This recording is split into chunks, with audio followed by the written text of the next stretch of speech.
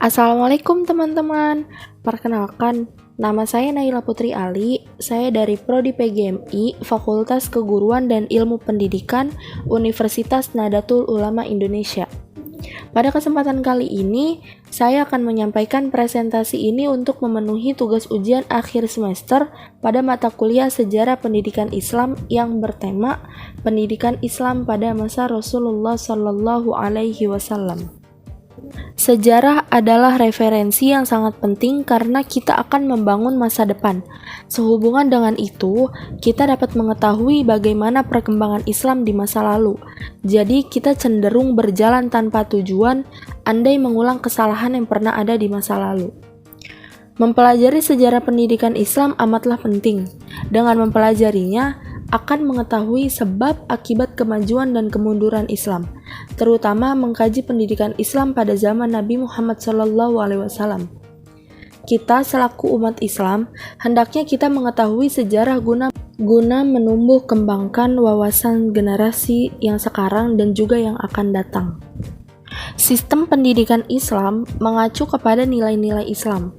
Fondasi pendidikan Islam terletak pada sikap atau pandangan terhadap hidup itu sendiri, di mana Islam menganggap hidup bukan suatu akhir dari segalanya, tetapi alasan untuk mencapai tujuan-tujuan spiritual setelah hidup.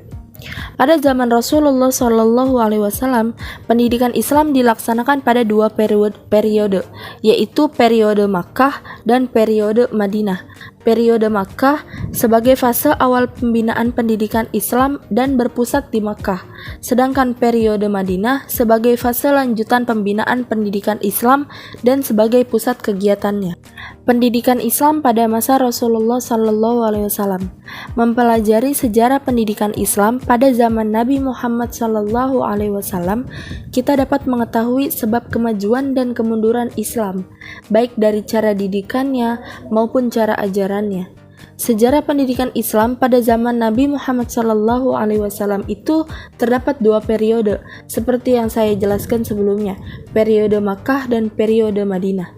Periode Makkah di sini sebagai fase awal pembinaan pendidikan Islam dan berpusat di Makkah, sedangkan periode Madinah sebagai fase lanjutan pembinaan pendidikan Islam sekaligus sebagai pusat kegiatannya.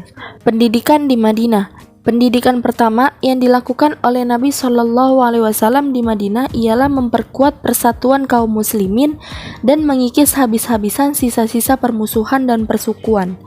Dengan lahirnya persaudaraan itu, bertambah kokohlah persatuan kaum muslimin. Materi pendidikan di Madinah lebih luas dari materi pendidikan di Makkah, yakni meliputi antara lain akidah, ibadah, muamalah, dan pendidikan jasmani atau kesehatan.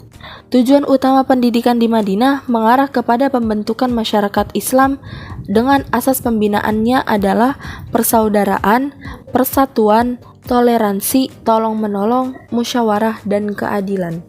Pendidikan di Makkah. Mahmud Yunus mengemukakan dua tahap proses pelaksanaan pendidikan Islam di Makkah, yaitu tahap pertama secara sembunyi-sembunyi, yaitu kepada karib kerabatnya dan teman-teman sejawatnya. Tahap yang kedua secara terang-terangan kepada seluruh penduduk Jazirah Arab, baik penduduk Makkah maupun dari luar Makkah. Untuk selanjutnya ada pendidikan Islam pada masa Rasulullah. Yang pertama, pendidikan Islam pada masa Rasulullah di Makkah. Yang kedua, pendidikan keagamaan.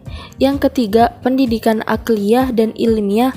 Yang keempat, pendidikan akhlak dan budi pekerti. Yang kelima, pendidikan jasmani atau kesehatan. Yang keenam, pendidikan Islam pada masa Rasulullah di Madinah. Yang ketujuh, pembentukan dan pembinaan masyarakat baru menuju satu kesatuan sosial dan politik. Yang kedelapan, pendidikan sosial, politik, dan kewarganegaraan. Untuk yang terakhir itu ada pendidikan anak dalam Islam. Ada perbedaan ciri pokok pembinaan pendidikan Islam periode kota Makkah dan kota Madinah. Periode kota Makkah, pokok pembinaan pendidikan Islam di kota Makkah adalah pendidikan tauhid.